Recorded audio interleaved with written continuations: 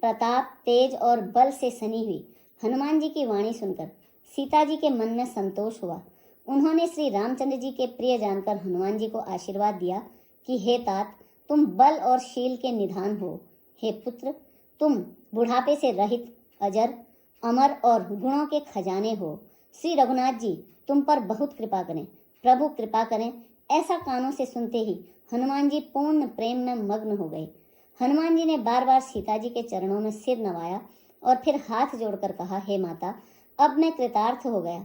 आपका आशीर्वाद अचूक है और यह बात प्रसिद्ध है।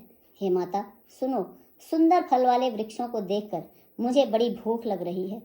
सीता जी ने कहा, हे पुत्र सुनो, बड़े भारी योद्धा राक्षस इस वन की रखवाली करते हैं। हनुमान जी ने कहा, हे माता, यदि आप अपने मन में सुख माने और प्रसन्न होकर आज्ञा दें तो मुझे उनका भय तो बिल्कुल भी नहीं है।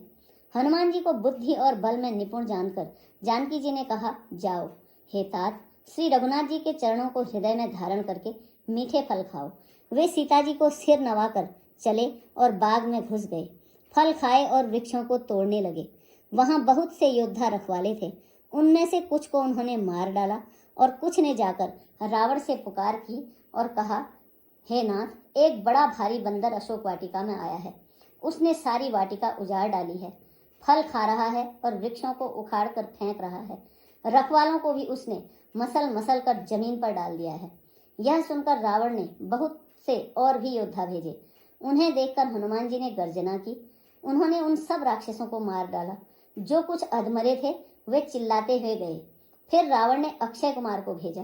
वह असंख्य श्रेष्ठ योद्धाओं को साथ लेकर आया।